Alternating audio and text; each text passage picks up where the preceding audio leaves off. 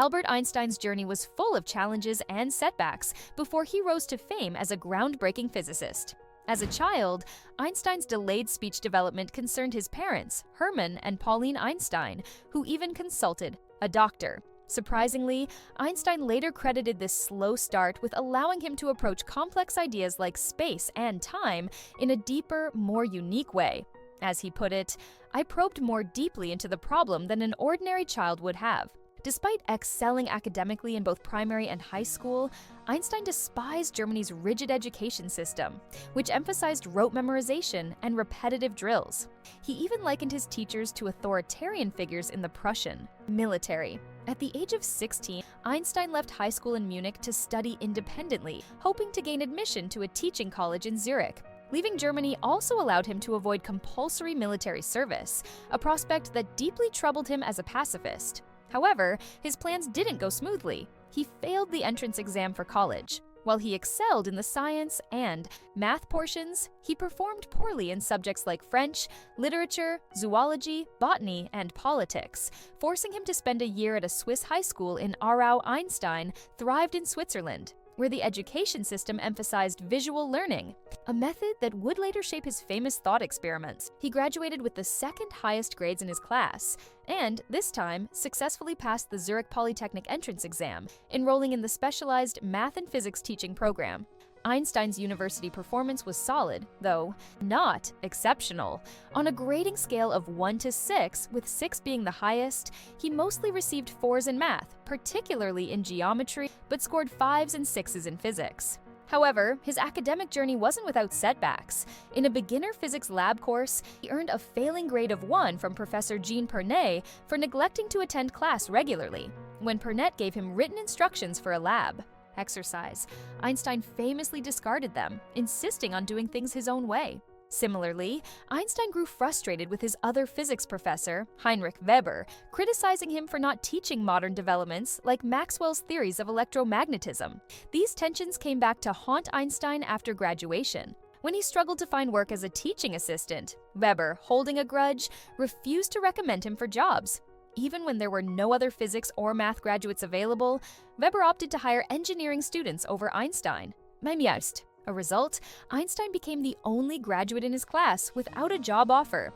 Amid these struggles, Einstein found comfort in his classmate, Mleva Maritch, the only woman in their program. Despite her unassuming appearance and a limp caused by a birth defect, Mleva's intellect captivated Einstein. She played an important role in checking the math behind his groundbreaking theories and encouraging his scientific pursuits. Einstein expressed his reliance on her in heartfelt words, stating, "Without you, I lack self-confidence, joy in my work, and pleasure in life. In short, my life isn't life without you." However, their relationship faced strong opposition from Einstein's parents, particularly his mother, who was devastated when he revealed his intention to marry Mleva. This parental disapproval added to the pressure Einstein was already under, especially after Mleva became pregnant. He kept the pregnancy hidden from his family, and their daughter, Liesl, was born on January 27, 1902, in Mleva's parents' home in Novi Sad, Serbia. In a letter to Mleva, Einstein expressed his excitement, saying, "I love her so much, and don't even know her yet." Tragically, Einstein never met his daughter, and her fate remains a mystery to this day.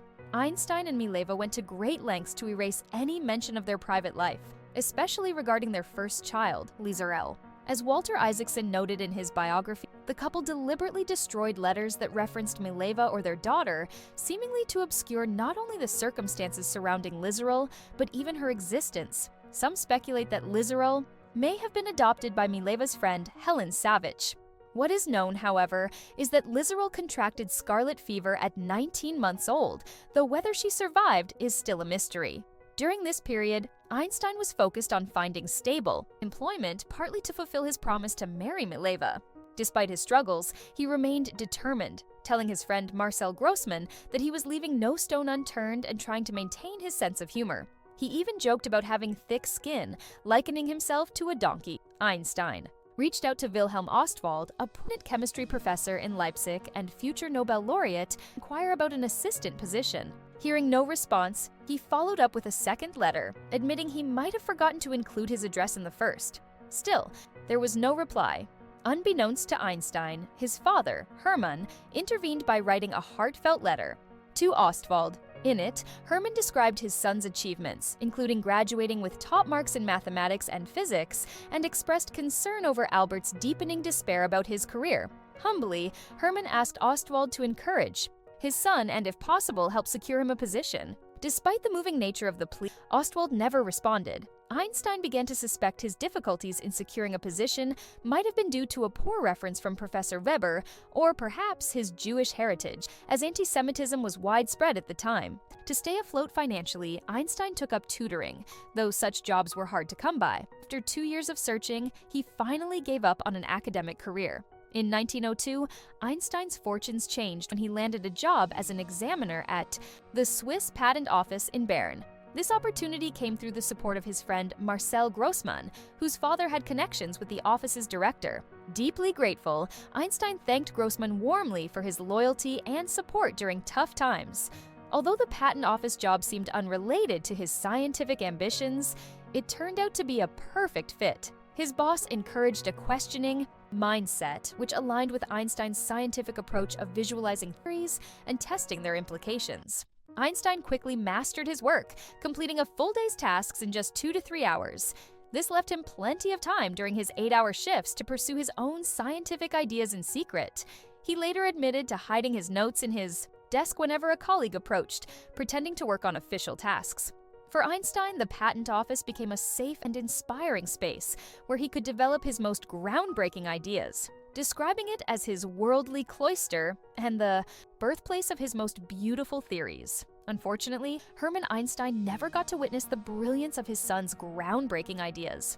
He passed away in October 1902, knowing Albert only as a third-class patent clerk. However, before his passing, Hermann did give his blessing for Albert to marry Mleva Maritch. The couple wed on January 6, 1903, in a simple civil ceremony attended by just 2 of Albert's close friends from his informal study group.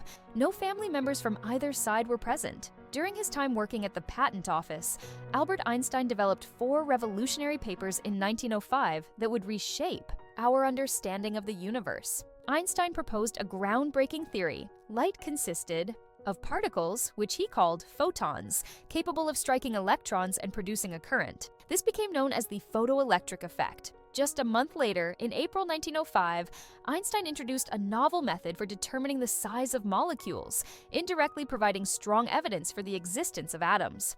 This work was part of his PhD thesis, for which he took a careful approach, owing to previous challenges in getting his dissertation accepted. Einstein's third paper, released in May, tackled an observation made by Scottish botanist Robert Brown many decades earlier. Brown had noticed tiny pollen particles moving erratically in water, a phenomenon later called Brownian motion. Einstein theorized that this movement was caused by invisible atoms in the water colliding with the particles, a significant step toward validating the atomic theory of matter. The fourth and most influential paper came in June 1905.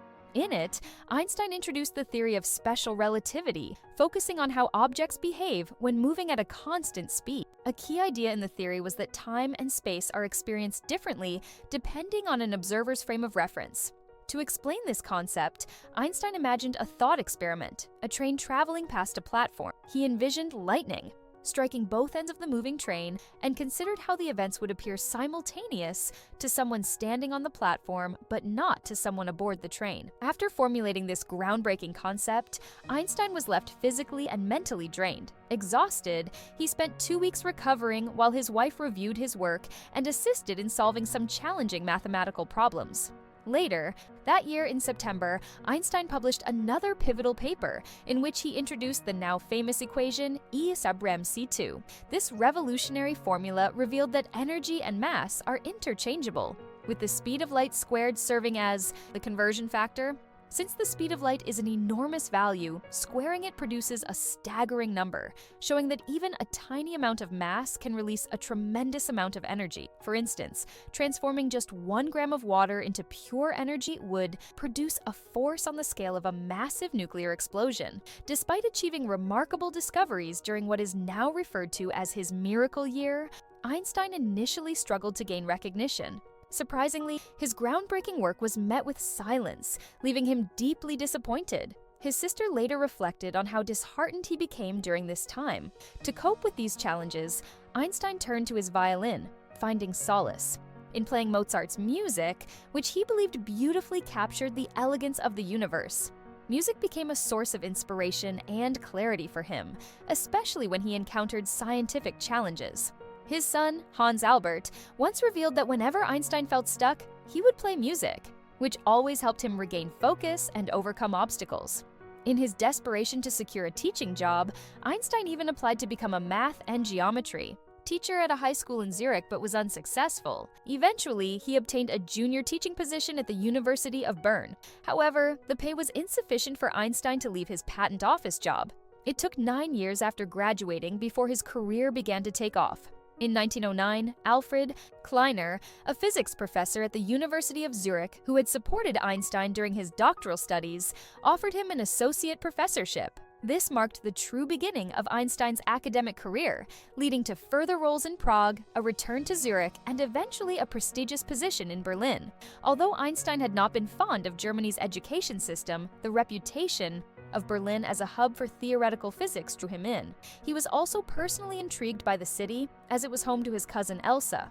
Unlike his wife Mleva, who had scientific aspirations of her own, Elsa was nurturing and caring, qualities that Einstein came to appreciate. During this time, as Einstein's career flourished, his relationship with Mleva began to deteriorate. Mleva, whose academic ambitions had been dashed after failing her college exams, grew increasingly resentful. She felt that she and their two children were secondary to the demands of Einstein's growing fame and career.